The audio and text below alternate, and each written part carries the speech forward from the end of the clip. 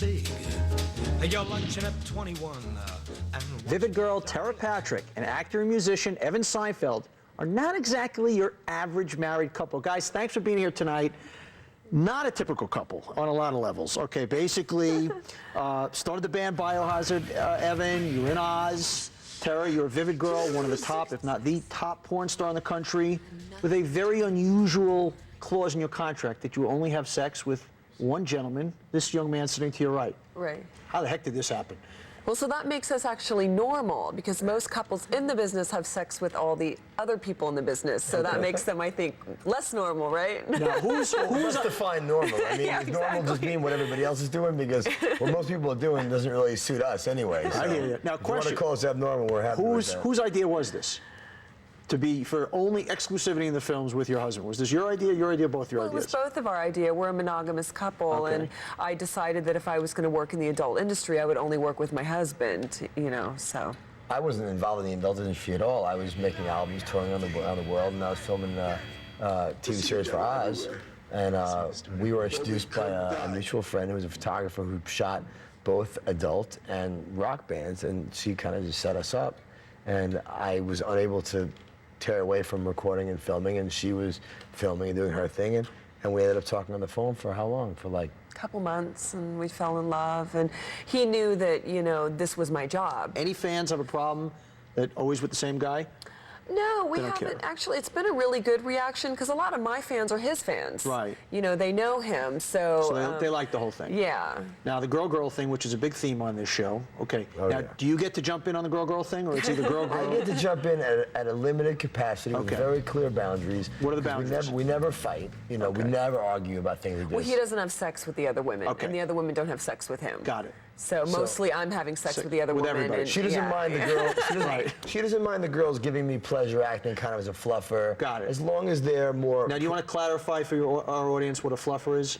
I A have fluffer is a girl who would work on the set who would perform oral sex on a gentleman to keep him, let him have his edge. Okay. Keep him cutting diamonds. Is Okay. industry terms. As they say, right? I just learned all these good terms, you know, because we like to, you know, keep it looking decadent and sexy, Sure. and creating the imagery, and because it is sexy. It is, Right. you know, when she and I hop in bed, and we just filmed a movie. That was actually the first movie that I ever wrote, directed, produced, and starred in with Tera, called Tera Patrick's Asian Love Palace, and it's a highly stylized Asian-themed movie where Tera runs this Asian bordello, and we have a scene with me, Tera, and 10 other girls. And You've these got a girls, tough life, man. You know what? How do you do that? I mean, this is Listen, challenging stuff. These are, let me tell you something, the sex scenes are an afterthought. I mean, the business side of it is really what consumes me. Now, you talked about the pressure of the business side. I've had some adult actresses on here. I've never had a guy in adult movies. Cameras are rolling. I mean, you're with your wife, another woman. Ever any pressure where you're going, you know, maybe I'm not up to this? I mean, is there ever any kind of like, I mean, that's you know, got the whole world watching. I mean, you know. You know what? I've done 5 movies so far, right? Yeah, Right. 5 movies. 5 movies. The first day was a little nerve-wracking for me. Working with him, I don't think he didn't appear nervous. He didn't act nervous. I think it was easier for him because he knew that I was there to help him. Right. You know what I mean? He knew I was there to help him. There was no pressure on the set. It was a Sure. closed set. And I told him at one point, if we need to be here all day, we're going to be here all day. So he was like, okay. You know, he Well, I got want to it go back to this together really girl fast. thing. You were the girl for the first time. Need How help, was that so. doing your first girl scene? You know what? It was so frightening for me because I thought I'm not going to know what to do, but then the cameras came on, and unlike feeling that pressure, I Right. kind of said, I'm going to make this the best thing that I've ever done. And I was really attracted to her, so it was kind of natural. You know, the feelings Had you always had bisexual experiences? Or was it Never. just, so this was your This first was one, my and it's on very camera. first No, she was a time. very, Babe. very one-way straight, vanilla Wow. sex, one guy, one girl sex kind of thing. You know, a lot of girls in the business do and Sure. crazy things, and we say God bless everybody, different streaks for different Right. freaks. but she had never done it. I was saying, hey, you gonna be okay? She was so nervous. As soon as she started kissing the other girl, she pushed the other girl down and she went for it. I want to get back to you, Tara. You were one of the few girls to be on Penthouse and Playboy at the same time, cover. I was the only one. Only girl Yeah. on the cover. And what was the moment that you made the jump to porn? What was that transition? I started doing adult films in the later part of 1999. I had been doing men's magazines, and I just got an offer to do it. Basically, you know, a video company came to me and said, hey, what would you think about doing adult films? And I thought, you know, it was a fantasy of mine. It was something I wanted to explore. I did it, and I thought, this is it. You know, it wasn't a giant leap for me from doing nude magazines. Yeah. I really didn't see the big deal. Why do musicians, why do rock stars always get the hot babes? What is it? You gotta explain it to me. Okay, not the best, good looking guy, not the best. That's okay, there we go. Can we do that for cameras again? You know, I didn't know he was a musician. I Okay. saw him, you know, the story is I saw him on Oz, and I basically said, wow, that guy's really hot, and that man's gonna be my husband. I had no idea he was a musician. You literally saw him in Oz and said that. Yep, I said that. I tracked him down. I started calling HBO, and I just started calling around, and I said, who's this guy, Evan Seinfeld? And I finally found someone who knew him, and she told me that he was a rock star too, and that's when I went, ooh. You know, because, I mean, people say, you know, rock star, porn star, it's never gonna work out. You know, it never works out with a rock star. All Imagine my girlfriends, all my girlfriends said, don't go out with a rock star, it'll never work. And I'm the happiest I've ever been in my life. So. Evan Seinfeld, Tera Patrick, thanks for being here. You guys are great. You're Good welcome, luck. thank you. We got more big ideas. Stick around. My next guest is currently starring in the hit TV series Blue Collar TV, which airs on the WB and Comedy Central. Joining us from Hollywood is actress Ayda Field. Ayda, you are a total, unequivocal babe. Wow, thank you, Donnie. I mean, Thank you look beautiful. I've seen you on the show, but you got very specially prepared for the big idea here. Well, I had two really big ideas when I came on this show. But ladies and gentlemen, the comedy stylings of Ayda Field. That's why I'm on the show. You see that humor right there. It's foolproof. First, we want to talk about Blue Collar TV. Big hit. Yeah. I mean, Jeff Foxworthy. I know. Man, there's some good-looking girls in here tonight. Hey there, sweet thing. Is that top felt? No. Would you like it to be? Man, there's a lot of dumb guys in here. You guys have certainly hit a nerve. I know, it's very exciting. You know, Redneck's not exactly as big in LA as it is in other places, but you know, we travel around with these guys and it's like Elvis. I mean, people freak out when they see them. They're hysterical. They're so much fun to work with. Okay, I'm going to show a clip from the show, and I need to warn our viewers. What you're looking at now, you're not exactly going to see. Let's see if we can pick out Ayda. Let's roll the clip. Okay. How do you explain these sneakers and this sports bra? Are you exercising? All right. Oh, my God! Oh, my God! Now, I don't want to step on the producer's toes, but that's just a waste. I got to tell you. I mean, to have you look like this, and other than the sports bra, there really wasn't anything that was too real about That sports bra was mine, actually. Exactly, so, that's yeah, my point. That's my size, yeah. No, it was actually great because, you know, rather than just playing the pretty girl, it was really nice. It actually comes from, despite, you know, how I look, I actually do love to pig out. And it comes from a fat face that I do. And the producers saw it, and they freaked out when they saw it.